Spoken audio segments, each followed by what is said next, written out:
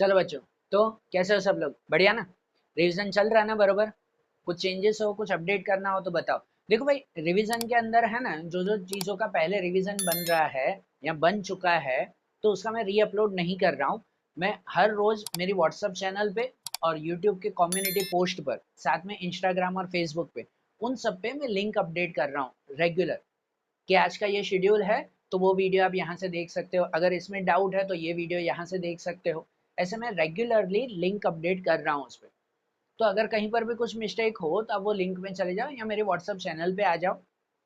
ठीक है ना? ये लिंक भी डिस्क्रिप्शन में है व्हाट्सअप चैनल की, वो ज्वाइन हो जाओ। तो उसमें रेगुलर डे 1 डे 2 डे 3 करके स्टैंडर्ड 10 12 सबके लिए वहाँ लिंक आती रहेगी, है ना? और कुछ ना हो तो आपके फ्रेंड्स और उन सबको भी सिर्फ वो लिंक बता दो, बराबर, कि भाई डे 1 आज का ये वीडियो, जो वीडियो मैंने यहाँ नहीं बनाया है तो वो वीडियो ऑलरेडी बन चुका होगा, बराबर, तो वो मैंने लिंक में रखा है, ये चीज़ नोट करना।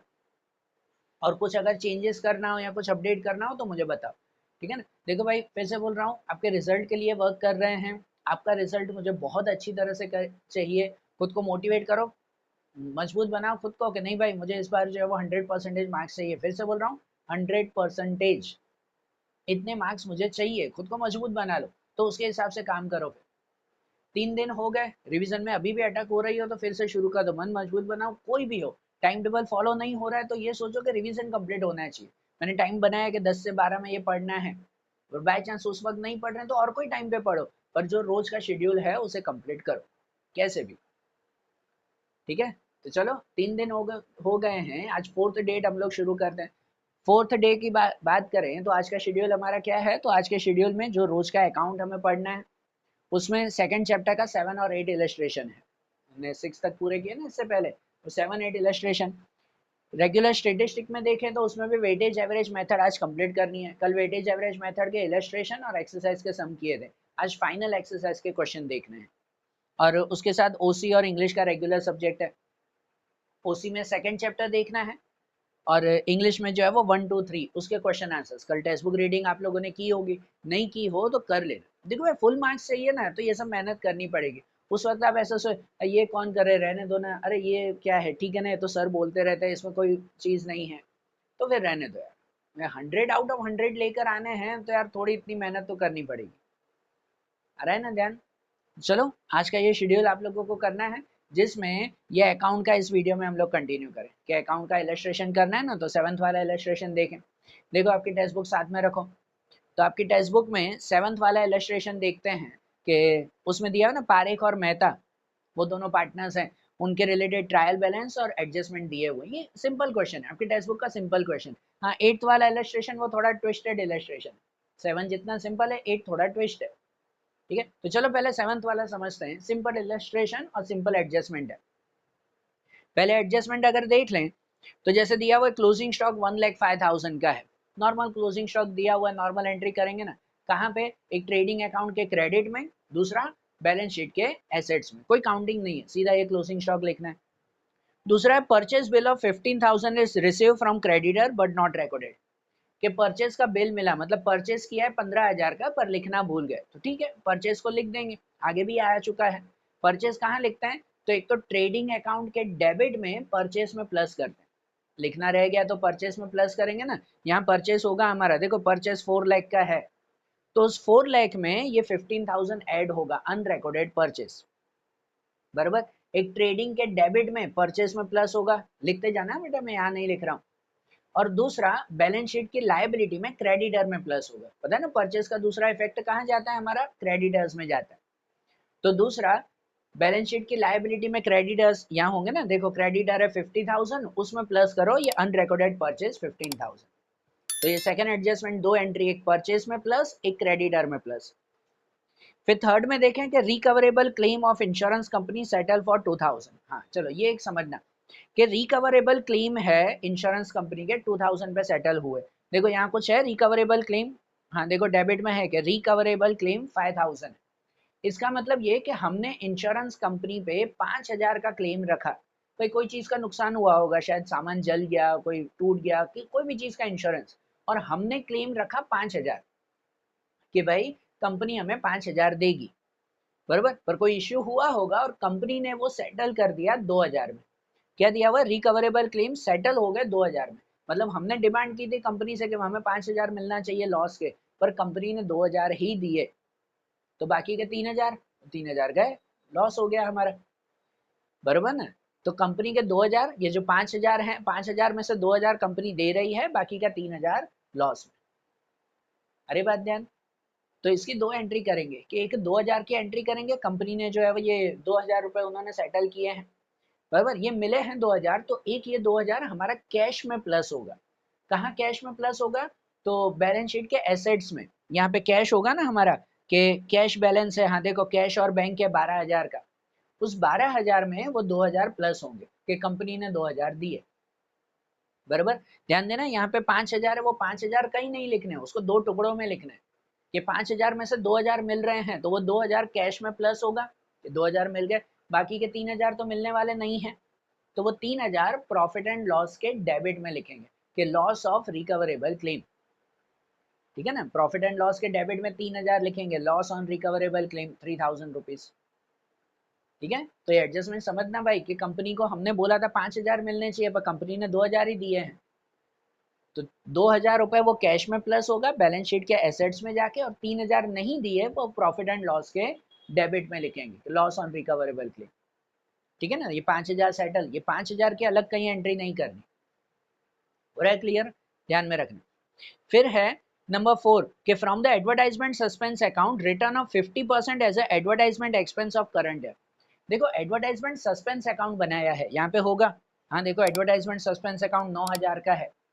सस्पेंस अकाउंट का मतलब यहाँ पे ये होता है कि हमने कुछ सालों की एडवर्टाइजमेंट के खर्चे साथ में दे दिए हैं, 2 साल 3 साल का एडवर्टाइजमेंट साथ में दे दिया, तो यहाँ लिखा हुआ है कि उस एडवर्टाइजमेंट सस्पेंस में 50% का खर्चा करंट ईयर का है, मतलब इस साल का एडवर्टाइजमेंट करंट ईयर का है, बाकी का प्रीपेड है हमारा, बराबर। तो ये एडवर्टाइजमेंट सस्पेंस कहाँ लिखते हैं, तो एडवर्टाइजमेंट सस्पेंस एक्सपेंस में नहीं, वो बैलेंस शीट के एसेट्स में आता है। एडवर्टाइजमेंट सस्पेंस अकाउंट कहाँ आता है, बैलेंस शीट के एसेट्स में। खाली एडवर्टाइजमेंट एक्सपेंस नहीं है, सस्पेंस अकाउंट है, इसका मतलब हमने एडवांस में खर्चा दे दिया था उसका। अरे बात ध्यान, तो ये एक तरह से प्रीपेड एक्सपेंस ही है, तो उसे कहाँ पे लिखते हैं, बैलेंस शीट के एसेट्स में। तो बैलेंस शीट के एसेट्स में जाके लिखो कि एडवर्टाइजमेंट सस्पेंस अकाउंट, भाई वो 9000 का है, और उसमें से 50% इस साल के हैं, 50% इस साल के, मतलब वो जो है वो रिटर्न ऑफ करने हैं, कि 2 साल का एडवांस में दे दिया था, 50% इस साल कट करने, 50% अगले साल कट करेंगे, तो इसके 50% मतलब आधा हो जाएगा ना 4500, तो बाहर की कॉलम में 4500 लिखेंगे हम लोग, बराबर, कि भाई 4500 इस साल का खर्चा, बाकी का 4500 प्रीपेड, वो एसेट्स में ये लिखा हुआ। अरे ध्यान, और ये जो 4500 इस साल का खर्चा हो रहा है ना, उसे लिखेंगे प्रॉफिट एंड लॉस के डेबिट, पीएनएल के डेबिट में लिखेंगे हम लोग एडवर्टाइजमेंट एक्सपेंस 4500, इस साल का तो वो एक्सपेंस ही हुआ ना हमारा। अरे बात ध्यान, समझना है भाई ये एडजस्टमेंट।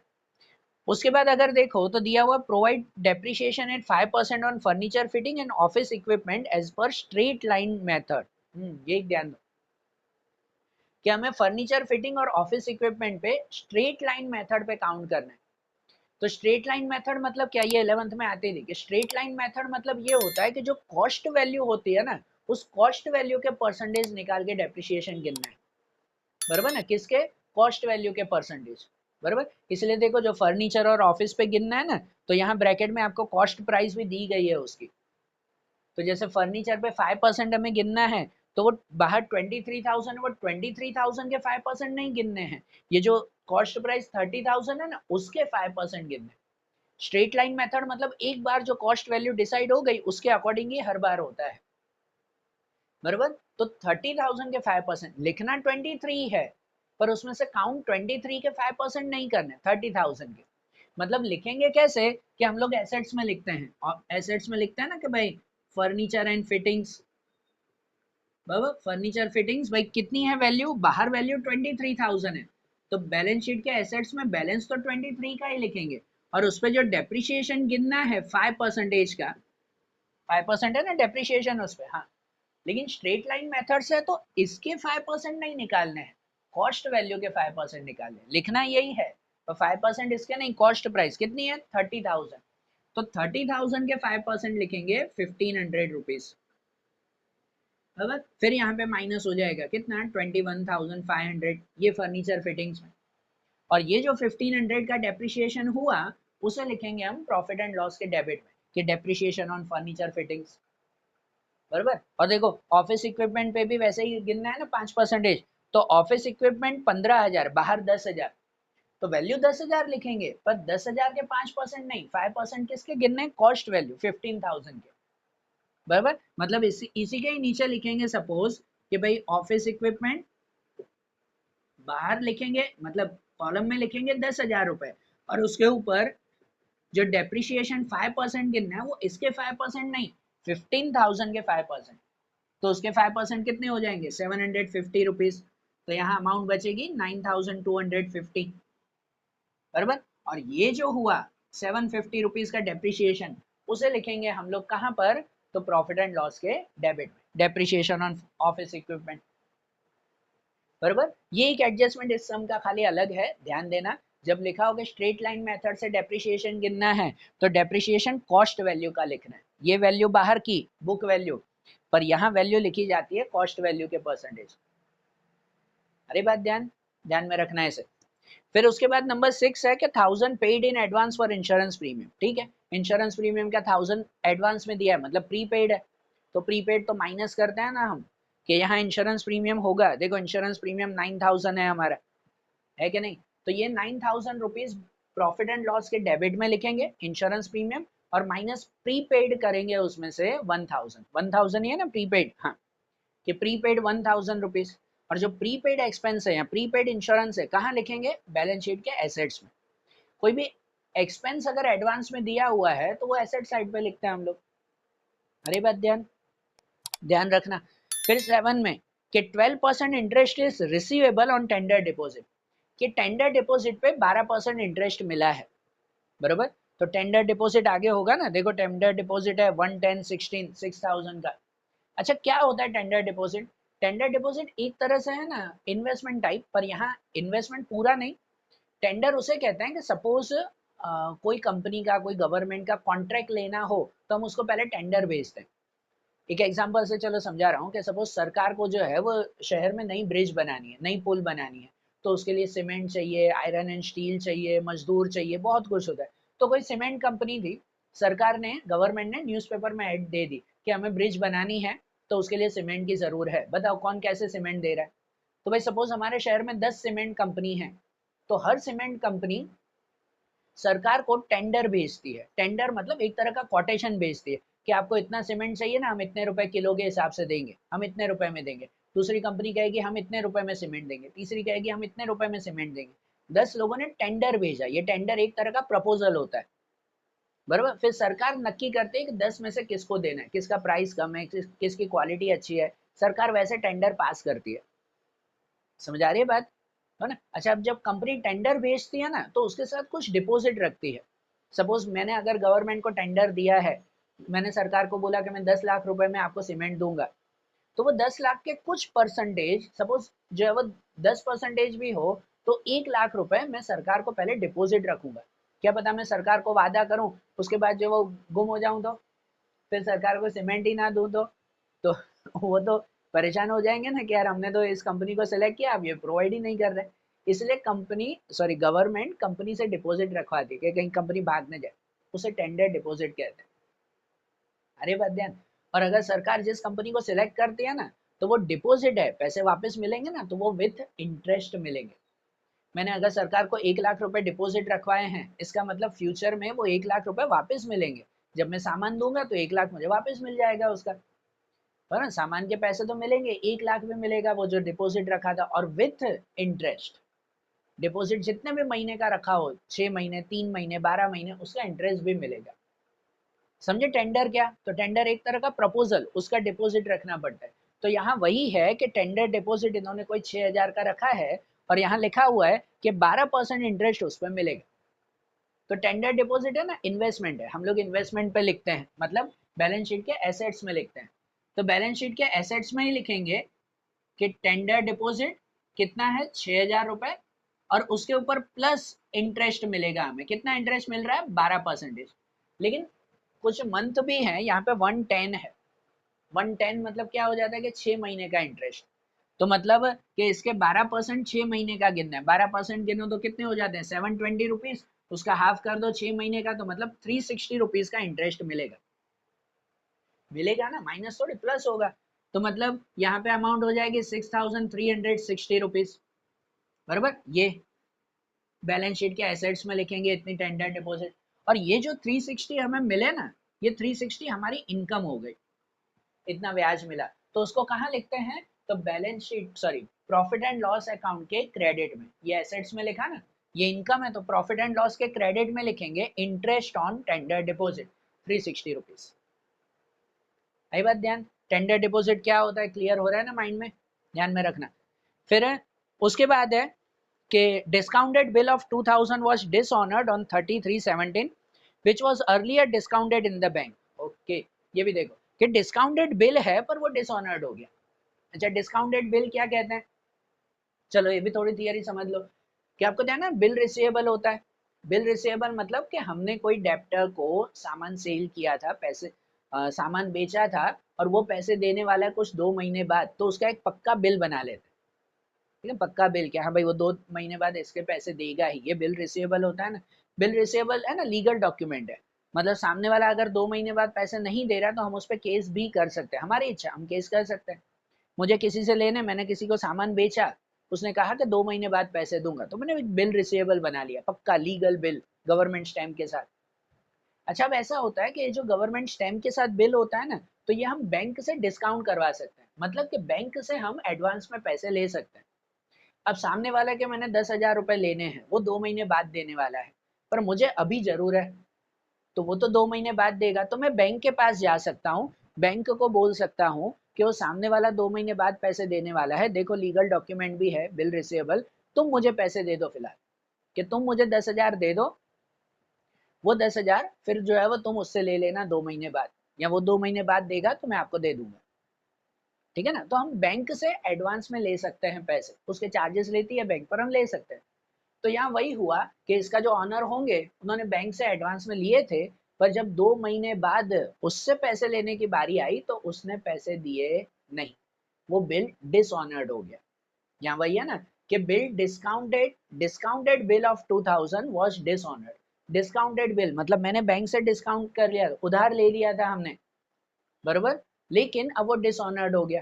तो डिसऑनर्ड होगा तो मतलब क्या, तो बैंक तो अपने टाइम पे पैसे लेगी ना, तो सामने वाला मुझे पैसे नहीं दे रहा है, मैंने बैंक से उधार लिया, तो बैंक तो कहेगी ना तुम कैसे भी दो, मुझे तो तुम दे दो पैसे, बैंक तो मेरे अकाउंट से पैसे कट कर लेगी। और यहाँ वही हुआ कि 2000 का बिल डिसऑनर्ड हो गया, which was earlier discounted with bank, जो बैंक से लिए थे वो डिसऑनर्ड, मतलब बैंक ने हमारे पैसे ले लिए, बराबर।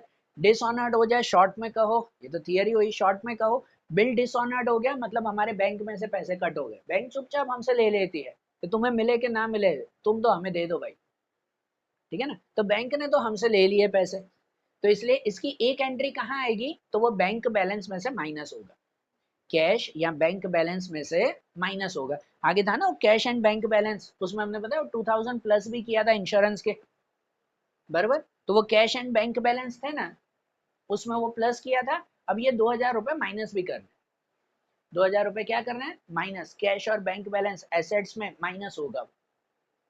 अरे बात ध्यान, तो ये 2000 कैश में से माइनस, क्योंकि बैंक ने कट कर दिया, बैंक थोड़ी इंतजार करेगी, तो एक एंट्री कैश में माइनस होगा, और दूसरा ये 2000 का लॉस नहीं लिखेंगे, दूसरा ये 2000 हम डेप्टर्स में प्लस करेंगे, डेप्टर्स की अमाउंट में प्लस होगा। क्यों डेप्टर की अमाउंट में प्लस होता है, क्योंकि ये 2000 रुपए हमें उससे लेने तो है ना, लॉस थोड़ी हुआ, वो भाई भले 15 दिन बाद देगा पर वो देगा तो सही ना। ठीक है, तो समझ जाना भाई ये थियरी कि बिल डिसऑनर्ड हुआ है तो एक एंट्री कैश में से माइनस करना है, एसेट्स में ही जो कैश अमाउंट होगी उसमें से माइनस करनी है, और सेकेंड एंट्री डेप्टर्स में जाएगी, वो भी एसेट्स में ही होगी, कि डेप्टर्स में प्लस करना है, कि डेप्टर्स यहाँ पे दिए होंगे ना कितने हैं 1,50,000 के, तो 1,50,000 उसमें से माइनस वो बिल रिसीवेबल या डिसऑनर्ड बिल रिसीवेबल 2000 माइनस होगा, सॉरी प्लस होगा, सॉरी डेप्टर्स में प्लस, कि अब 2000 उससे लेने हैं ना, कैश में से माइनस होगा कि कैश गया, और 2000 अब उससे उधार लेने हैं तो उसमें प्लस होगा, मतलब यहाँ अमाउंट कितनी हो जाएगी हमारी 1,50,000 52,000 की डेप्टर्स में, बराबर ना, ये एसेट्स में लिखेंगे हम। आई बात ध्यान समझना, ये एडजस्टमेंट। और आखिरी एडजस्टमेंट दिया हुआ है कि provide 2% bad debt reserve on debtors, debtors पे 2% रिजर्व गिनना है, तो वो 2% यहीं गिने जाएंगे हमारे, यहीं गिने जाएंगे ना, कि जो हमारी वैल्यू इसमें प्लस हुई ना, इसके 2% गिनते हैं ना बेड डेब रिजर्व, तो यहाँ पे बेड डेब रिजर्व न्यू और इसके 2%, इसके 2% कितने हो जाएंगे, 2 2 जा 4 और 30 वो माइनस करना है, बराबर। ये बेड डेब रिजर्व 2% माइनस करना है, तो कितनी वैल्यू बचेगी यहाँ पर, यहाँ कुछ जो है वो वैल्यू बचेगी हमारी 1,48,960, है ना, आप चेक कर लेना, मैंने डायरेक्ट किया 1,48,960 ये डेप्टर, और वो प्लस किया, अब ये बेड डेब रिजर्व माइनस, और जो बेड डेब रिजर्व है इसकी दूसरी इफेक्ट वो पता है, प्रॉफिट एंड लॉस के डेबिट में पूरा फॉर्मेट बनाते हैं, हो कि ना हो फॉर्मेट बना लो उसका, जो अमाउंट नहीं हो तो डैश कर देना। तो बेड डेब रिजर्व की 9th वाला एडजस्टमेंट की दूसरी एंट्री पीएनएल के डेबिट में जाए, पीएनएल के डेबिट में हम पूरा फॉर्मेट बनाएंगे कि bad debt old plus bad debt new plus bad debt reserve new minus bad debt reserve old. तो अमाउंट लिखो बेड डेब ओल्ड, तो ओल्ड बेड डेब है, ओल्ड बेड डेब, हाँ देखो लास्ट में दी गई है कि ओल्ड बेड डेब है 4,000 की, बेड डेब न्यू नहीं थी, या तो खाली रिजर्व ही गिना था, फिर बेड डेब रिजर्व न्यू वो ये है कि 3,040, bad debt reserve old, old bad debt reserve नहीं है, क्रेडिट पे कुछ भी नहीं है, तो ओल्ड बेड डेब रिजर्व नहीं, तो मतलब यहाँ का प्लस कितना हो जाएगा 7,040 रुपीज, ठीक है ना। ये प्रॉफिट एंड लॉस के डेबिट में एंट्री करेंगे, 9th वाला एडजस्टमेंट यहाँ दोनों हुआ क्लियर, समझ आया एडजस्टमेंट, ठीक है। अब ये हुआ, अब वो ट्रायल बैलेंस की एंट्री करते हैं, एक एक करके सब लिखते जाए ना, और तो उसमें कोई एडजस्टमेंट नहीं है, तो चलो ओपनिंग स्टॉक ट्रेडिंग अकाउंट के डेबिट में लिखते हैं, परचेस लिख दिया था, डेप्टर्स हो गया, कैश बैंक भी हो गया, रेंट और टैक्स पीएनएल के डेबिट में ही, इंश्योरेंस प्रीमियम हो गया था, सैलरी पीएनएल के डेबिट में, कैरेज इनवर्ड और आउटवर्ड, तो कैरेज इनवर्ड ट्रेडिंग अकाउंट के डेबिट में, carriage outward profit and loss के डेबिट में, ठीक है ना, ये बहुत बार आ चुका है। रिकवरेबल क्लेम ये हमने कर दिया था क्लियर, एडवर्टाइजमेंट सस्पेंस अकाउंट भी हो गया, furniture fitting office equipment tender deposit हो गया, बिल रिसीवेबल, वो बिल रिसीवेबल कहाँ पर, तो ट्रेडिंग सॉरी बैलेंस शीट के एसेट्स में रिसीवेबल है ना। अच्छा जो वो 2,000 प्लस किए थे ना, वो डेप्टर्स में प्लस करने, बिल रिसीवेबल में नहीं, कि बिल रिसीवेबल ही था, जो डिसऑनर्ड हो गया वो तो बिल कैंसिल हो गया, फिर तो नया बिल बनेगा अगर बना तो जब तक मेंशन ना हो वो हमें डेप्टर में प्लस करना है, कि कोई पर्सन से 2,000 उधार लेने, नया बिल बना है ऐसा कुछ मेंशन थोड़ी है, लिखा होता है कि 2,000 का नया बिल बना है तो बिल रिसीवेबल में प्लस करते हैं हम लोग, ठीक है ना, ये एडजस्टमेंट, नहीं तो बिल रिसीवेबल सीधा एसेट्स में। बेड डेब हो गया, इलेक्ट्रिसिटी एक्सपेंस वो पीएनएल के डेबिट में, फिर कैपिटल वो कैपिटल अकाउंट के क्रेडिट में लिखते हैं, क्रेडिटर्स हो गया था, और सेल लिखेंगे ट्रेडिंग अकाउंट के क्रेडिट, है ना, सिंपल, ठीक है ना, सब एडजस्टमेंट हो गए, तो अब क्लोजिंग कर लो, क्लोज करो ट्रेडिंग अकाउंट पीएनएल कैपिटल, है ना, एप्रोप्रिएशन उसमें था नहीं तो सीधा उसमें डिविजिबल प्रॉफिट कर दो, ठीक है, कैपिटल क्लोज करो और फिर बैलेंस शीट करेंगे ना क्लोजिंग। चलो देखो ये फटाफट 7th वाला इलस्ट्रेशन, तो अब उसके साथ 8th वाला इलस्ट्रेशन देखें हम लोग, ओके। देखो अब 8th वाला इलस्ट्रेशन हम लोग देखें ना, तो भाई उसमें राधा और मीरा वो दो पार्टनर्स हैं, और उनके रिलेटेड जो है वो ट्रायल बैलेंस एडजस्टमेंट वो दिए हुए हैं ना, तो अब समझना उनके एडजस्टमेंट भी हम लोग एक एक करके क्लियर करें। जैसे देखो सबसे पहले उसमें दिया हुआ है the value of closing stock is 15,000, out of which 10% and 15% goods have market value less than book value by 12% and 20% respectively। अब यहाँ पे दिया हुआ है कि क्लोजिंग स्टॉक 15,000 है, उसमें से 10% और 15% गुड्स की वैल्यू 12% और 20% कम हो रही है। देखो अब कम हो रही है, हाँ तो कम होती है तो क्लोजिंग स्टॉक की वैल्यू कम करते हैं, ये हमने आगे भी समझा था, बढ़ रही हो तो बढ़ाते नहीं है, कम होती है तो कम जरूर करेंगे, तो ठीक है इसमें वैल्यू हम कम करें ना, तो देखो काउंटिंग करेंगे ऐसे कि भाई 15,000 का हमारा क्लोजिंग स्टॉक है, उसको अगर हम डिवाइड कर दें ना उसमें, तो पहले दिया हुआ है कि 10% एंड 15% गुड्स उसकी वैल्यू 12% और 20% रिस्पेक्टिवली कम हो रही है, तो मतलब पहले 10% गुड्स, कि इसके 10% गुड्स अगर कहो तो 15,000 के 10% 1,500 हो गए, बराबर, और इसकी वैल्यू 12% कम हो रही है, ठीक है, तो 12%, तो 1500 के 12% अगर कहो तो 180 रुपीज हो गए कि इसकी वैल्यू 180 कम हो रही है, बराबर ना। मतलब इसकी वैल्यू हमारी कितनी हो जाएगी, तो यहाँ पर वैल्यू हो जाएगी 1320 की, कि ये 10% गुड्स की वैल्यू 15% कम हो रही, 12% कम हो रही है, ये वैल्यू हुई। और दूसरी अगर बात करो तो दिया हुआ 15% गुड्स, उसकी वैल्यू 20% कम हो रही है। तो 15% गुड्स, दूसरे अगर 15% की बात करें तो 15 15 225, 2250, इतने गुड्स उसकी वैल्यू 20% कम हो रही है। इसके 20% अगर करो तो 225 का डबल 450 हो जाएगा, कि इसकी वैल्यू 450 कम हो रही है। मतलब यहाँ वैल्यू इसकी कितनी हो जाएगी, तो यहाँ पर जो है वो वैल्यू बन जाएगी, अगर माइनस करें तो कितना 1800 का, कि इसकी वैल्यू कम होके 1800 हो गई, बराबर। और बाकी की वैल्यू अगर करें तो देखो टोटल 100% गुड्स में से ये 15%, ये 10% हो गए, 25% हुए ना। बाकी के जो है वो 75% गुड्स, वो तो अलग से ही है ना। तो 75% अगर गुड्स का हो ना, जैसे भाई 15 5 से 75, ठीक है ना, पीछे का 0, 15 5 से 75, ऊपर 7, 15 7 से 105 और 7 112, मतलब 11250। और ये जो 75% गुड्स है ना, उस वैल्यू का कोई चेंज नहीं है, कुछ ऐसा मेंशन नहीं है। भाई देखो इसकी वैल्यू 12% कम हो रही थी, इसकी वैल्यू 20% कम हो रही थी, बराबर ना। इसकी वैल्यू का कोई चेंज नहीं है, ये सेम वैल्यू ही है 11250।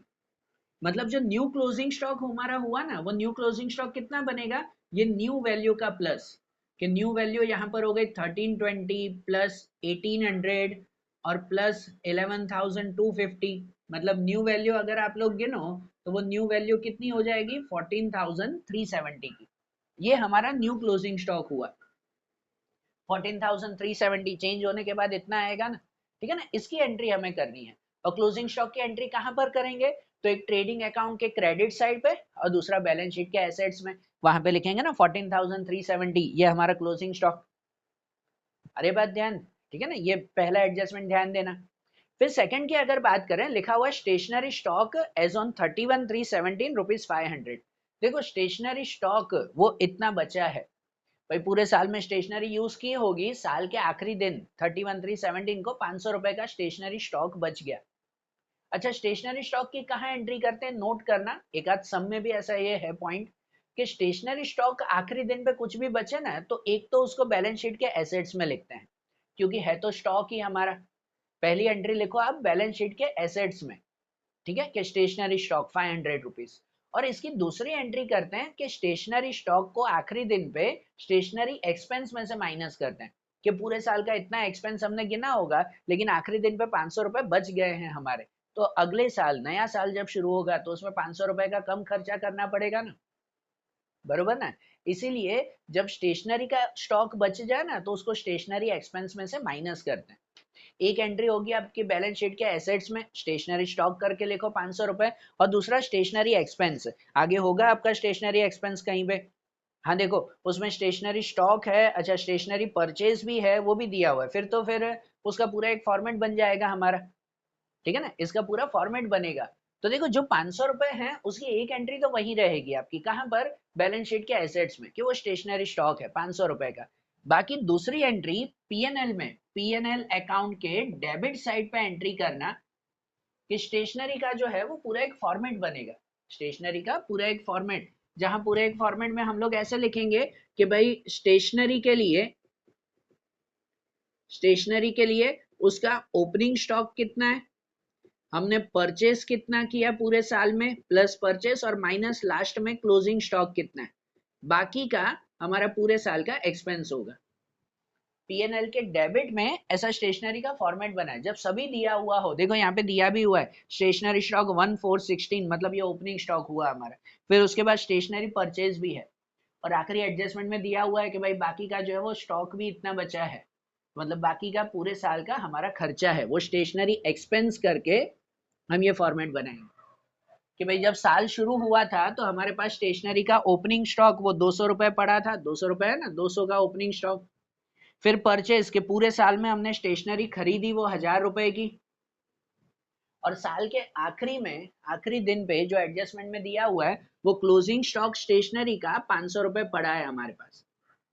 तो मतलब पूरे साल में हमने स्टेशनरी का खर्चा कितना किया होगा, भाई इतना पड़ा था हमारे पास, 1000 रुपए का और खरीदा, पर उसमें से 500 का बच गया, तो बाकी का हमारा खर्चा हुआ कितने का, 700 रुपए का, 700 का स्टेशनरी एक्सपेंस।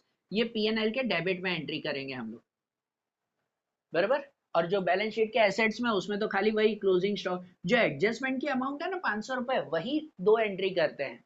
ये 700 रुपए की इन सब की ट्रायल बैलेंस की अमाउंट है, उसकी दो दो एंट्री की जरूरत थोड़ी है, बराबर ना, वो तो एक ही एंट्री करेंगे, सिर्फ ये 500 रुपए की दो एंट्री करनी। समझ आ रहा है, ध्यान से समझना है, ये स्टेशनरी एक्सपेंस का ये एडजस्टमेंट, ठीक है ना, ये पीएनएल के डेबिट में, ये स्टेशनरी का एक्सपेंस है, इसलिए प्रॉफिट एंड लॉस के डेबिट में लिखा हमने, बराबर। तो सेकंड एडजस्टमेंट भी ध्यान देना। अब थर्ड हो गया, furniture of 600 sold to Kishan for 400 on 110/16, अच्छा, which is recorded in the sales book.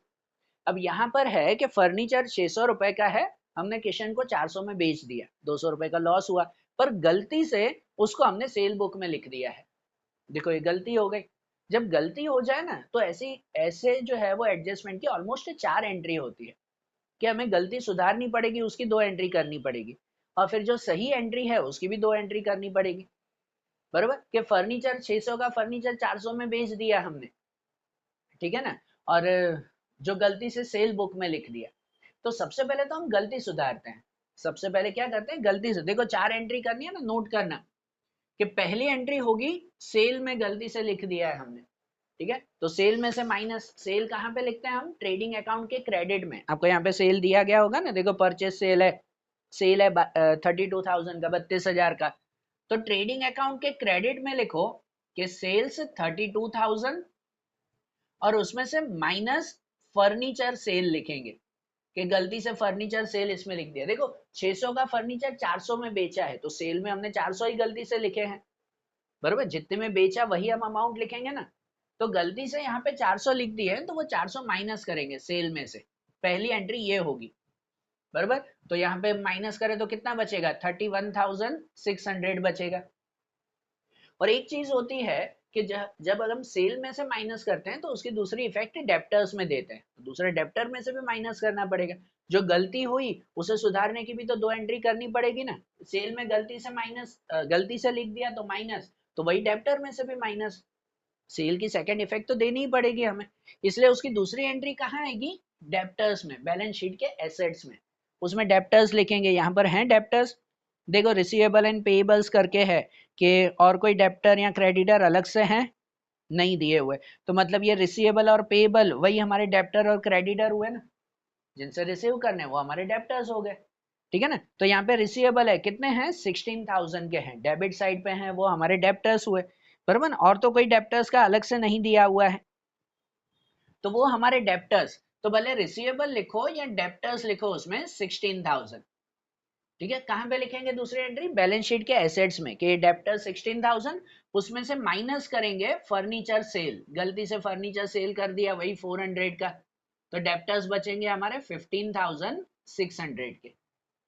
जो गलती से फर्नीचर का लिख दिया है, तो वो गलती सुधारी 2 एंट्री। अब 2 सही एंट्री भी तो करनी पड़ेगी ना हमें, ठीक है ना, 2 सही एंट्री भी करनी पड़ेगी। वो सही एंट्री कहाँ, के तीसरी एंट्री कहाँ करेंगे, कि हमने फर्नीचर सेल किया है, तो वो फर्नीचर में से माइनस होना चाहिए, हमने गलती से सेल में लिख दिया था उसको, ठीक है ना। तो क्या करेंगे, फर्नीचर में से उसको हटाएंगे ना, बरोबर ना, कि वो फर्नीचर सेल किया तो उसको फर्नीचर में से माइनस करेंगे, कि फर्नीचर कितना दिया हुआ है हमारा, तो फर्नीचर दिया हुआ है हमारा 1500 का, यहाँ लास्ट में दिया हुआ ना कि फर्नीचर 1500 है, उसमें से माइनस करेंगे, तो ये फर्नीचर भी बैलेंस शीट के एसेट्स में लिखेंगे, एसेट्स में ही, भले डेप्टर्स के साथ ही, ठीक है ना, ऊपर 3-4 लाइन छोड़कर, क्योंकि डेप्टर्स में भी वो बेड डेप रिजर्व एडजस्टमेंट आएगा, तो उसको 3-4 लाइन छोड़ के, हमने हमेशा बोला है जब भी आप सम करो ना, तो पहले जो है वो पूरी एडजस्टमेंट सब जो है वो एक एक बार देख लिया करो, कि भाई क्या क्या है उसमें, बरोबर। कि इसमें पता है बेड डेप रिजर्व गिनना है, तो इसलिए डेप्टर्स लिखो तो एक लाइन के बाद डायरेक्ट फर्नीचर नहीं, 3-4 लाइन छोड़ दो, कि वो एडजस्टमेंट गिनना है, फिर फर्नीचर का लिखो। चलो ये फर्नीचर की एंट्री करनी है, तो फर्नीचर एसेट्स में लिखेंगे कि फर्नीचर 1500 का है, और माइनस उसमें सेल कर दिया हमने 600 रुपए का, 600 का ही ना, 600 का फर्नीचर हमने 400 में बेचा था, तो 200 रुपए तो लॉस में लिखने हैं, फर्नीचर तो हमारा 600 का ही गया है, तो इसलिए इसमें से 600 माइनस करेंगे, बचेगा कितना हमारा, 900 का, कि 900 का हमारा फर्नीचर बचा है। अरे बात ध्यान, और आखिरी एंट्री होगी इसकी, फोर्थ एंट्री, कि 600 का फर्नीचर 400 में बेचा है तो बाकी का 200 रुपए का क्या हुआ, लॉस हुआ, कि 200 रुपए का लॉस हुआ। इसलिए फोर्थ एंट्री उसकी रहेगी कि पीएनएल के डेबिट में लिखेंगे, प्रॉफिट एंड लॉस के डेबिट में लॉस ऑन फर्नीचर वो 200 रुपीज, डायरेक्ट 200 रुपए का लॉस। अच्छा अब एक बात नोट करो यहाँ पर कि आपके टेक्स्ट बुक में जो इसका लॉस दिया हुआ है ना, टेक्स्ट बुक में लॉस देखो, वो लॉस 185 रुपीज का दिया हुआ है, 185 का लॉस है, और बाकी के 15 रुपीज है ना डेप्रिसिएशन में है। तो अब यहाँ पर जो है वो काउंटिंग इनकी ऐसी है, टेक्स्ट बुक में काउंटिंग ऐसी है कि जो हमने फर्नीचर सेल किया है, समझना थर्ड वाले एडजस्टमेंट में जो फर्नीचर सेल किया है वो 110 को सेल किया है, 110 मतलब कि 6 महीने बाद सेल किया है। तो मतलब ये 600 रुपए का फर्नीचर हमने 6 महीने चलाया तो होगा, तो अगर 6 महीने चलाया है तो वो 6 महीने का डेप्रिसिएशन भी होता है, बरोबर ना। आगे दिया हुआ है आगे के एडजस्टमेंट में कि भाई फिफ्थ वाले में 5% फर्नीचर पे डेप्रिसिएशन गिनना है, तो इसके 600 के 5% 6 महीने का डेप्रिसिएशन वो 15 रुपए का होता है। इसलिए टेक्स्ट बुक में एंट्री कैसी है कि जो लॉस हो रहा है ना 200 रुपए का, उसमें से 15 रुपए डेप्रिसिएशन के हैं, बराबर, और बाकी के 185 रुपीज लॉस के हैं, ऐसे एंट्री है। तो अब वो एंट्री करो डेप्रिसिएशन के अकॉर्डिंग तो भी करेक्ट है, कोई गलत नहीं है। पर बाय चांस अगर आप ये डेप्रिसिएशन भूल जा रहे हो और डायरेक्ट 200 रुपए का लॉस लिख रहे हो तो भी करेक्ट है, क्योंकि फर्नीचर में 200 रुपए का डेप्रिसिएशन का लॉस हो या सेल का लॉस हो, एक्चुअली तो वो लॉस में ही काउंट होगा, बराबर ना। फर्नीचर के साथ लिखना बहुत अच्छी बात है, लेकिन बाय चांस कितने स्टूडेंट भूल जाते हैं, मैं फिलहाल उसकी बात कर रहा हूँ कि भूल जाते होता है में कि भाई डायरेक्ट 200 रुपए का लॉस, तो करेक्ट है, बराबर, ये एंट्री गलत नहीं है कि डायरेक्ट 200 रुपए का लॉस लिख दिया आपने, ठीक है। तो थर्ड वाला एडजस्टमेंट ध्यान दो, उसकी ये 4 एंट्री होगी। गलती कर दी तो सेल में से और डेप्टर में से दोनों में से माइनस, और जो सही एंट्री करनी है सेल फर्नीचर बेचा है तो फर्नीचर में से माइनस 600 और 200 रुपए का लॉस, ठीक है, ये समझना 4 एंट्रीज इसमें। अब फोर्थ वाला एडजस्टमेंट है कि फोर्थ वाले एडजस्टमेंट में है कि increase in the rate of depreciation 10% on machine, कि मशीन पे 10% डेप्रिसिएशन रखना है, इंक्रीज करना है मतलब न्यू डेप्रिसिएशन रखना पड़ेगा।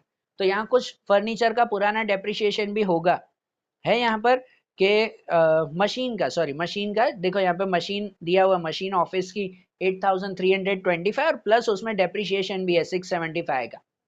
तो ओल्ड डेप्रिसिएशन पहले प्लस करेंगे फिर न्यू डेप्रिसिएशन माइनस करेंगे उसमें से, बराबर। तो मशीन लिखते हैं ना, एसेट्स में लिखते हैं, मैं यहाँ पे लिख रहा हूँ कि मशीन लिखेंगे 8325 की बैलेंस शीट के एसेट्स में, और प्लस उसमें डेप्रिसिएशन प्लस करेंगे पहले ओल्ड, पुराना डेप्रिसिएशन 675 का प्लस होगा, तो भाई कितना आ जाएगा यहाँ पर, तो यहाँ पे कुछ 9000 आ जाएगा।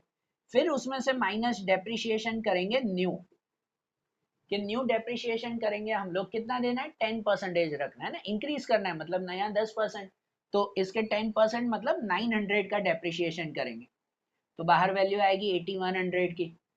और ये जो 900 का डेप्रिसिएशन हुआ ना वो पीएनएल के डेबिट में लिखेंगे, डेप्रिसिएशन ऑन मशीन 900 रुपीज, बरोबर। ये डेप्रिसिएशन काउंट करना है ना मशीन के ऊपर, अरे ध्यान। और वैसे ही फिफ्थ वाले एडजस्टमेंट में है कि फर्नीचर पे भी 5% हमें डेप्रिसिएशन गिनना है, फर्नीचर पे 5%। तो फर्नीचर वाला यहाँ हमने काउंट किया था ना भाई, सेल कर दिया है, अब जितना सेल कर दिया बाकी बचे हुए पे 5% गिनते हैं, जो बेच दिया उस पर डेप्रिसिएशन की जरूर नहीं है, या उस पर गिनो तो जैसे बताया कि वो 200 में से आधा आधा हमने गिना था। पर वो अगर कंफ्यूजन न रहे तो भाई हमेशा गिनते फर्नीचर 1500 600 का सेल कर दिया था, फिर वो फिफ्थ वाला एडजस्टमेंट है कि भाई 5% का डेप्रिसिएशन गिनना है, तो इसके ऊपर माइनस डेप्रिसिएशन करेंगे 5%, 5% मतलब 45 रुपीज का डेप्रिसिएशन, बराबर। तो बाकी बाहर बचेगी वैल्यू कितनी कि 855 रुपीज। अरे बात ध्यान, तो ये फर्नीचर का डेप्रिसिएशन भी हो गया ना, और ये जो 45 रुपीज का डेप्रिसिएशन है उसकी दूसरी एंट्री करेंगे हम लोग पीएनएल के डेबिट में, कि डेप्रिसिएशन ऑन फर्नीचर 45। आपके टेक्स्ट बुक में जो डेप्रिसिएशन दिया हुआ है ना वो 60 रुपीज का है, वो 60 रुपीज का इसलिए है कि 15 रुपए जो हमने बेच दिया उसका डेप्रिसिएशन है और 45 इसका है। तो वो 15 रुपए जैसे बताया कि अलग से नहीं लिखोगे, इसी में ही ऐड कर दोगे तो भी ठीक है, खाली डेप्रिसिएशन पीएनएल के डेबिट में लिख देना 45 रुपीज का। समझ आ रही है ना बात, ध्यान से समझना है भाई, ये एडजस्टमेंट इसलिए बोल रहा था पहले भी कि भाई ये सम आप थोड़ा जैसा ध्यान से समझना। फिफ्थ एडजस्टमेंट हुआ अब 6 में है कि write off 600 from debtor as bad debt and provide bad debt reserve 5%। अब वो डेप्टर पे 600 का बेड डेब और बेड डेब रिजर्व यहाँ बाकी रखा था ना हमने डेप्टर्स का, उस पर गिनना है। और साथ में 7th वाला एडजस्टमेंट भी है कि 2% डिस्काउंट रिजर्व हमें काउंट करना है, बराबर। 2% डिस्काउंट रिजर्व वो भी काउंट करना है उसमें, बराबर। तो ये भी इसमें काउंट करेंगे। लेकिन एक और चीज है, जब भी बताया कि डेप्टर्स पे जब भी आप काउंट करो पहले सब एडजस्टमेंट देख लो कि कहीं और चेंजेस कुछ और बात तो नहीं है। अब इसी में ही 8th वाला अगर आप एडजस्टमेंट देखो तो उसमें दिया हुआ है कि goods of 3000 withdraw by Meera for personal use, it is recorded in the sale book. देखो ये भी है कि जो मीरा ने पर्सनल यूज के लिए रखा है गलती से उसको सेल बुक में लिख दिया, ये भी गलती हो गई सेल बुक की, तो ये भी तो पहले सेल बुक में से माइनस करना पड़ेगा ना। और सेल में से माइनस करेंगे तो फिर डेप्टर में से माइनस भी होगा, होगा कि नहीं, बराबर। मतलब कि हमें 6 और 7 एडजस्टमेंट अगर करना है तो उससे पहले 8th वाला एडजस्टमेंट करना पड़ेगा कि पहले डेप्टर में से वो गलती माइनस करेंगे, फिर बाकी बेड डेब रिजर्व वगैरह गिनेंगे हम, ठीक है। तो ये समझना भाई 6 7 से पहले 8th वाला एडजस्टमेंट करना है, तो पहले 8th वाला करें। और उसमें भी देखो गलती हो गई तो वही 4 एंट्री करनी पड़ेगी, कहीं कहीं पे भी गलती हो गई तो 4 एंट्री, गलती सुधारने की 2 एंट्री और सही वाले की भी 2 एंट्री, तो इसकी भी 4 एंट्री रखनी पड़ेगी।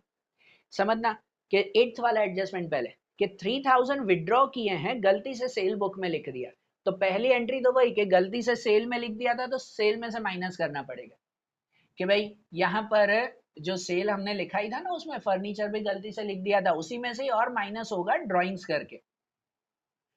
करके माइनस होगा कि 3000 का। भले चाहिए तो लिखना कि ड्राइंग्स ऑफ मीरा, ब्रैकेट में मीरा करके लिखो कि उसकी ड्राइंग थी 3000 की, गलती से लिख दी, तो बाकी सेल में बचेगी वैल्यू 28,600 की, बराबर। और सेल में से माइनस किया गलती से तो उसको डेप्टर में से भी माइनस करना पड़ेगा, उसकी इफेक्ट वहां पे भी तो आएगी, इसलिए उसकी सेकंड इफेक्ट जाएगी कहाँ पे, डेप्टर्स में, कि उसमें से भी माइनस करेंगे ड्राइंग्स ऑफ मीरा, उसमें भी 3000 रुपीज, तो बचेगी वैल्यू कितनी, 12,600। फिर इस पे वो गिनना है बेड डेब और बेड डेब रिजर्व, पर वो भी कि 8th वाले एडजस्टमेंट में 4 एंट्री करनी थी ना, ये तो गलती सुधारी 8th वाले में कि गलती से सेल में लिख दिया था तो सेल में से माइनस, डेप्टर में से भी माइनस। और करेक्ट एंट्री करनी है कि वो पर्सनल यूज के लिए लिए हैं, तो 3000 की पहली एंट्री होगी ट्रेडिंग अकाउंट के क्रेडिट में। देखो ड्राइंग्स किए हैं गुड्स की, तो या तो परचेस में से माइनस करते हैं या ट्रेडिंग के क्रेडिट में लिखते हैं। मैं हमेशा बोलता हूँ माइनस मत करो, तो इसलिए 3000 विड्रॉ किए हैं तो एक ट्रेडिंग अकाउंट के क्रेडिट में लिखो, इसकी थर्ड एंट्री 8th वाले की मैं यहाँ नहीं लिख रहा हूँ।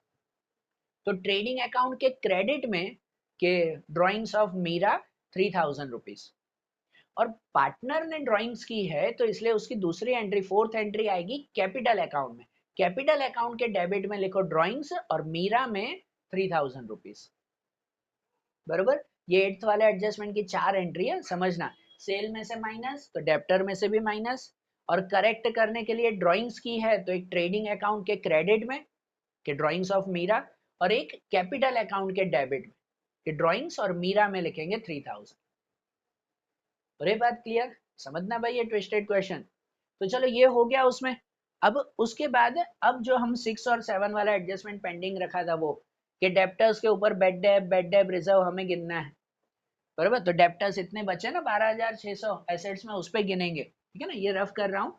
तो अब यहाँ पे अगर गिने ना कि डेप्टर 12,600 बचे, उस पे पहले बेड डेब गिनेंगे कि बेड डेब न्यू कितना दिया हुआ है कि 600 हमें डेप्टर्स पे बेड डेब गिनना है, तो मतलब बेड डेब न्यू 600, बचेगी वैल्यू 12,000।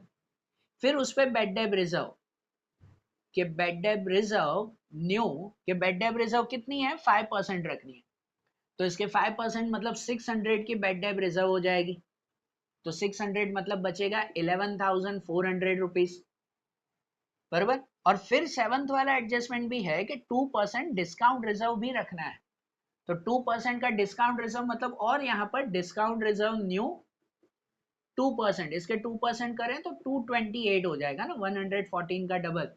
तो यहाँ कितनी वैल्यू बचेगी, यहाँ पर वैल्यू बचेगी हमारे 11,172, जो बाहर लिखेंगे हम लोग।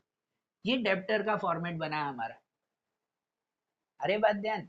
और यहाँ पे भी जो bed debt reserve discount reserve गिना है, इसकी सेकंड इफेक्ट देनी पड़ेगी ना, सेकेंड इफेक्ट कहाँ पे, वो P&L के डेबिट में पूरा फॉर्मेट बनता है ना, पूरा फॉर्मेट वो बनाना पड़ेगा ना। तो यहाँ मैंने रफ किया और यहाँ पे फॉर्मेट बनाते हैं ना, P&L के डेबिट में लिखते हैं, बनाते हैं कि नहीं पूरा फॉर्मेट, कि bad debt old plus bad debt new, format बना ही देते हैं, कुछ ना हो वैल्यू तो डैश कर देते हैं कि bad debt reserve new minus bad debt reserve old. तो अगर इनमें हम वैल्यू लिखें कि जैसे बेड डेब ओल्ड, तो ओल्ड बेड डेब यहाँ पे है कोई, कि बेड डेब रिजर्व दिया हुआ है, बेड डेब रिटर्न है, और बेड डेब की जो है वो ओल्ड वैल्यू, तो ओल्ड वैल्यू बेड डेब की इसमें नहीं दी गई, ठीक है ना, नहीं है बेड डेब की ओल्ड वैल्यू, तो ठीक है डैश कर देंगे, बेड डेब की ओल्ड वैल्यू इसमें कुछ भी नहीं है, ठीक है ना। बेड डेब न्यू, तो बेड डेब की न्यू वैल्यू यहाँ पे है कि 600, यहाँ पे लिखी ना एडजस्टमेंट में। बेड डेब रिजर्व की न्यू वैल्यू, तो बेड डेब रिजर्व की भी न्यू वैल्यू है 600, और बेड डेब रिजर्व की ओल्ड, तो बेड डेब रिजर्व की यहाँ पर ओल्ड वैल्यू है कितनी है, 1000 रुपीज, तो 1000 रुपीज वो बेड डेब रिजर्व की ओल्ड वैल्यू, बराबर। तो ये सब वैल्यूज उसमें है ना, तो अब इनका जो है वो प्लस माइनस किया जाएगा, तो अब अगर प्लस माइनस करें तो कितना बचेगा, 1200 में से 1000 जाएगा तो 200 बचेगा, ये इनका माइनस। और जहां ये किया उसी के ही नीचे फिर डिस्काउंट रिजर्व, उसकी भी एंट्री करते हैं ना, कि discount reserve new minus discount reserve old, वो भी तो एडजस्टमेंट होता है P&L के डेबिट में ही, कि डिस्काउंट रिजर्व हमने न्यू गिना है कितना 228, और ओल्ड डिस्काउंट रिजर्व दिया हुआ है डिस्काउंट रिजर्व इसमें, तो हाँ देखो डिस्काउंट रिजर्व है उसमें 250 का, बराबर ना, कि 250 का उसमें डिस्काउंट रिजर्व, तो माइनस 250 रुपीज, तो 228 में से 250 अगर माइनस करेंगे तो कितना बचेगा हमारा, तो वो बचेगा कितना कि 22 पर माइनस 22 बचेगा, और माइनस में अमाउंट आ जाए तो क्या करते हैं उसको अपोजिट साइड पे ना, कि डिस्काउंट रिजर्व यहाँ नहीं आएगा, वो अपोजिट साइड क्रेडिट साइड पे लिख देंगे डिस्काउंट रिजर्व 22 रुपीज, ठीक है ना। अब यहाँ पर भी एक चीज चेक करो कि ये डिस्काउंट रिजर्व की आप सब में ऐसी एंट्री करते हो, ऐसे ही करो आप, ठीक है ना, कंफ्यूज मत हो, क्या अलग अलग सब में मेथड जाओगे ना कंफ्यूज हो गए। अब टेक्स्ट बुक में यही चीज कैसे की गई है कि इन्होंने जो डिस्काउंट है ना ट्रायल बैलेंस का, वो ट्रायल बैलेंस का डिस्काउंट, वो डिस्काउंट को डिस्काउंट रिजर्व में प्लस करके फिर ये न्यू डिस्काउंट रिजर्व या ओल्ड डिस्काउंट रिजर्व माइनस किया है। डिस्काउंट रिजर्व है तो डिस्काउंट से काउंट करते हैं ना, तो इन्होंने जो डिस्काउंट अलाउड दिया हुआ है उसके साथ इनको काउंटिंग की है। तो अगर वो लॉजिक नहीं चलता हो कि डिस्काउंट के साथ डिस्काउंट रिजर्व रखनी है, तो आप ऐसे ही रखो नॉर्मल, आपका फाइनल टोटल करेक्ट ही आएगा, कोई तकलीफ नहीं आएगी, बरोबर। अब नॉर्मल एंट्री करते हो वैसे ही करो, ठीक है ना, मैं सब में इसलिए बोलता हूँ कि एक ही मेथड रखोगे ना माइंड याद रहेगा, नहीं तो बोलोगे इसमें ऐसा था इसमें वैसा था, सेम मेथड जैसे सब में कर रहे हैं, कि अगर माइनस में अमाउंट आ रही है discount reserve new minus old minus में आ रहा है, तो उसको अपोजिट साइड पे लिखो, आपका आखिरी टोटल करेक्ट ही आएगा, ठीक है। तो चलो इसको डेबिट की जगह क्रेडिट में लिखना है, डिस्काउंट रिजर्व 22 रुपीज, बरोबर ना। तो चलो ये वाला एडजस्टमेंट हुआ, 6, 7, 8 वो क्लियर हुआ। अब 9th वाला एडजस्टमेंट है कि 10% कैपिटल इंटरेस्ट देना है, कैलकुलेट 10% पर annum interest on capital of partner, partner के कैपिटल पे इंटरेस्ट, तो कैपिटल पीछे है ना उसका, दोनों का कैपिटल है 20 और 10,000, इसका इंटरेस्ट कहाँ देते हैं, कैपिटल अकाउंट में रखते हैं ना उसका इंटरेस्ट, कि जब हम कैपिटल अकाउंट तैयार करते हैं तो यहाँ राधा और मीरा के लिए स्टार्टिंग में लिखते हैं हम लोग बैलेंस ब्रॉड फॉरवर्ड, है ना, कैपिटल के क्रेडिट में, कि दोनों का बैलेंस है, इसका 20,000 और इसका 10,000, तो कैपिटल यहाँ पे लिखा, पर जो कैपिटल पे इंटरेस्ट देना है 10% वो कहाँ लिखेंगे, तो वो लिखेंगे हम लोग करंट अकाउंट में, करंट अकाउंट है ना, तो कैपिटल में खाली इतना ही लिखते हैं, दूसरा बनाते हैं कि करंट अकाउंट जो आपका बना हुआ है उस करंट अकाउंट में वहां पे एक लाइन छोड़ के इंटरेस्ट ऑन कैपिटल स्टार्टिंग में, तो वो उसका बैलेंस लिखा जाएगा, तो यहाँ पे उसका इंटरेस्ट देना है कि भाई 2000 रुपीज, 20,000 के 10% और इसके 10% 1,000 रुपए, बरोबर। तो ये चीज ध्यान में रखना भाई, कि कैपिटल वो यहाँ पे लिखेंगे पर उसका इंटरेस्ट करंट है तो करंट अकाउंट में, ना हो तो कैपिटल में ही लिखते हैं, ठीक है ना।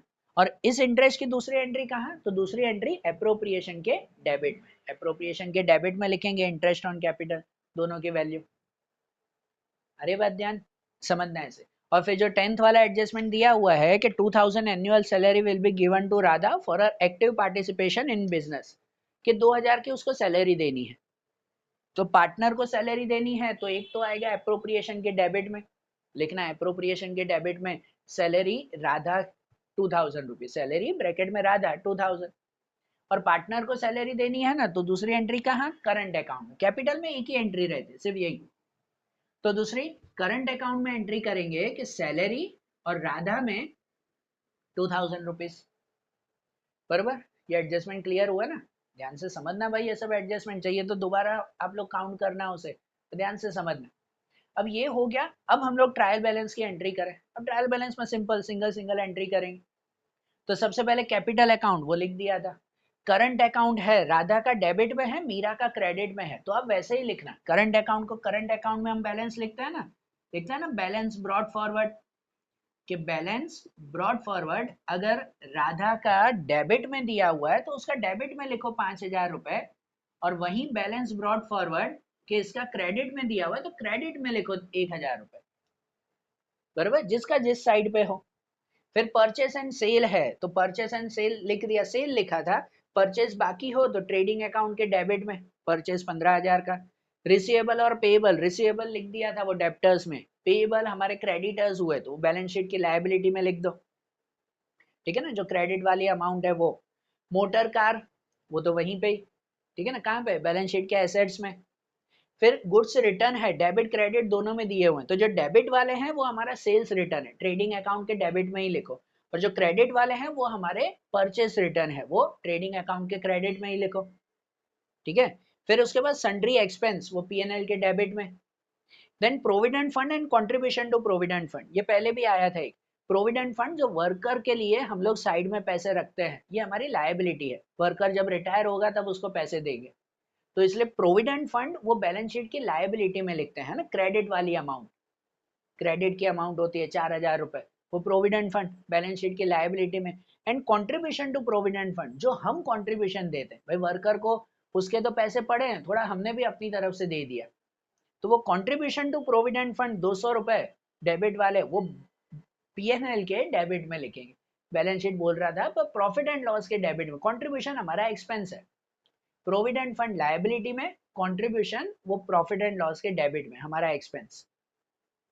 बैंक और कैश दोनों साइड पे है, तो डेबिट वाला हमेशा कैश होता है जो बैलेंस शीट के एसेट्स में लिखेंगे, और अगर क्रेडिट में कुछ दिया हुआ है मतलब वो बैंक को ओवरड्राफ्ट है, कैश क्रेडिट में कभी नहीं आता। क्रेडिट में कोई अमाउंट है मतलब वो बैंक की ही है, जो बैंक ओवरड्राफ्ट होता है, बराबर ना, जो कहाँ लिखेंगे, बैलेंस शीट की लायबिलिटी में। तो ये कैश डेबिट वाला एसेट्स में, क्रेडिट वाला बैलेंस शीट की लायबिलिटी में, बैंक ओवरड्राफ्ट। फिर ओपनिंग स्टॉक है, वो तो ट्रेडिंग अकाउंट के डेबिट में ही रहेगा, ओपनिंग स्टॉक। बैंक इंटरेस्ट देखो डेबिट में है मतलब हमारा एक्सपेंस है, हमने इंटरेस्ट दिया होगा, ठीक है ना, तो वो प्रॉफिट एंड लॉस के डेबिट में, यहाँ डेबिट में, इसलिए क्रेडिट में होता तो इनकम होती है हमारी इंटरेस्ट, ठीक है ना, डेबिट में है तो अब भी बैलेंस शीट के डेबिट में ही लिखो। बिल्डिंग वो एसेट्स में ही रहेगा। स्टेशनरी स्टॉक वो तो हमने पूरा एडजस्टमेंट किया था ना, स्टेशनरी स्टॉक परचेस वो हो गया था। बेड डेब रिटर्न, तो बेड डेब रिटर्न वो हमारी इनकम है, उसको ये बेड डेब रिजर्व से लेना देना नहीं है। बेड डेब रिटर्न अलग अनरिकॉर्डेड इनकम होती है, हमने सोचा ही नहीं था ऐसी इनकम मिली, हमने तो सोचा था गए पैसे पर मिल गई इनकम, तो वो अलग से इनकम लिखते हैं, कहाँ पे, तो पीएनएल के क्रेडिट में, प्रॉफिट एंड लॉस के क्रेडिट में बेड डेब रिटर्न सीधा ही वो लिखेंगे। सेल ऑफ ओल्ड न्यूज़पेपर, पुराने न्यूज़पेपर बेचे हैं तो भी वो इनकम मिली, पीएनएल के क्रेडिट में ही लिखेंगे, बराबर ना। ये सेल मतलब आप ट्रेडिंग अकाउंट में मत लिख देना, ट्रेडिंग अकाउंट में खाली गुड्स की सेल आती है, पुराना रद्दी बेचा है और कुछ बेचा है तो ट्रेडिंग अकाउंट में नहीं लिखते, ठीक है ना, तो वो पीएनएल के क्रेडिट में जाएगा। प्रोफेशनल टैक्स, तो वो टैक्स तो वही एक्सपेंस है पीएनएल के डेबिट में। पेटेंट, पेटेंट हमारी एसेट होती है कि कोई प्रोडक्ट है हमने बनाया है तो हम रजिस्टर करवाते हैं कि ये हमारी पेटेंट है, ये हमने बनाया है प्रोडक्ट, ठीक है ना, हमारा ट्रेडमार्क पेटेंट लग जाती है, वो एसेट में काउंट होता है, बैलेंस शीट के एसेट्स में लिखना पेटेंट। ट्रेडमार्क वो भी वही कि हमने कोई प्रोडक्ट बनाया उस पर ट्रेडमार्क लगा दिया कि भाई ये नाम, ये सिंबल, ये प्रोडक्ट और कोई यूज नहीं करेगा हमारी परमिशन के बिना, तो ये भी एसेट है, कोई अगर यूज करता है तो उसके पैसे हमें देता है वो, ठीक है ना, तो इसलिए इसको भी एसेट में लिखते हैं। कैरेज इनवर्ड वो ट्रेडिंग अकाउंट के डेबिट में, ठीक है। डिस्काउंट देखो डिस्काउंट दोनों साइड पे है, तो हमने वो डिस्काउंट उसमें नहीं काउंट किया ना, डिस्काउंट रिजर्व में, आपके ये दो साइड है वो दोनों साइड लिखो। डेबिट वाला है डिस्काउंट तो वो पीएनएल के डेबिट में ही लिखो डिस्काउंट अलाउड, और क्रेडिट वाला डिस्काउंट है वो पीएनएल के क्रेडिट में ही लिखो डिस्काउंट रिसीव्ड, बराबर। मशीन हो गया था, मशीन डेप्रिसिएशन हो गया, डेप्रिसिएशन ऑफ मोटर कार, ये अलग से डेप्रिसिएशन है, कोई काउंटिंग नहीं है, तो सीधा पीएनएल के डेबिट में लिखो depreciation of motor car. Freight है, फ्रेट जकात होता है, परचेस एक्सपेंस कहते हैं, तो वो ट्रेडिंग अकाउंट के डेबिट में जाएगा ना, फ्रेट ट्रेडिंग के डेबिट में। डिस्काउंट रिजर्व वो कर दिया था, बेड डेब रिजर्व हो गया। इन्वेस्टमेंट ऑफ प्रोविडेंट फंड, हाँ investment and interest on provident fund of investment, हाँ ये चीज ध्यान देना। Investment of provident fund, provident fund invest किया है, पता है प्रोविडेंट फंड वर्कर के पैसे हम रखते हैं, तो बैंक मतलब बिजनेस में पड़े पड़े क्या करेंगे, तो वो वर्कर के पैसे भी कहीं इन्वेस्ट कर दिए, ठीक है, कि भाई जब वो रिटायर होगा तो इन्वेस्टमेंट में से दे देंगे उसको, तो है तो वो इन्वेस्टमेंट ही, तो इसलिए वो कहाँ पे आएगा, बैलेंस शीट के एसेट्स में, इन्वेस्टमेंट ही है ना एक तरह का, पैसे तो मिलेंगे ही बाद में, तो investment of provident fund balance sheet के एसेट्स में। लेकिन interest on provident fund investment, जो इन्वेस्टमेंट किया प्रोविडेंट फंड का उसके ऊपर ब्याज मिला, तो वो हमारी इनकम नहीं है। प्रोविडेंट फंड पे अगर कोई इंटरेस्ट मिल रहा है, ब्याज मिल रहा है, तो वो हमारी इनकम नहीं, वो वर्कर की ही इनकम हो गई, वो वर्कर को देने पड़ते हैं हमें, ठीक है, क्योंकि प्रोविडेंट फंड के पैसे हमारे नहीं होते, वो वर्कर के पैसे हैं जो हमने कहीं इन्वेस्ट किए, तो उसके ऊपर से कुछ ब्याज भी मिल रहा है, तो वो भी वर्कर को ही देंगे ना, वो हम थोड़ी लेंगे इनकम, वर्कर की इनकम हमें थोड़ी लेनी चाहिए, ठीक है। तो जो interest of provident fund investment है ना, वो हमारी लायबिलिटी होती है, लायबिलिटी, इनकम में नहीं, क्योंकि ये वर्कर को देना पड़ता है हमें, वो लायबिलिटी में लिखेंगे, नोट करना है इसे। फिर 10% कन्हैया लोन जो 7,000 की है, 1/6 से लिया है हमने, ठीक है, तो चलो ये कन्हैया लोन मतलब वो थर्ड पार्टी की लोन है, अब लोन तो किसी की भी हो, आपको परसेंटेज है, मंथ है, तो काउंट ही करना पड़ेगा।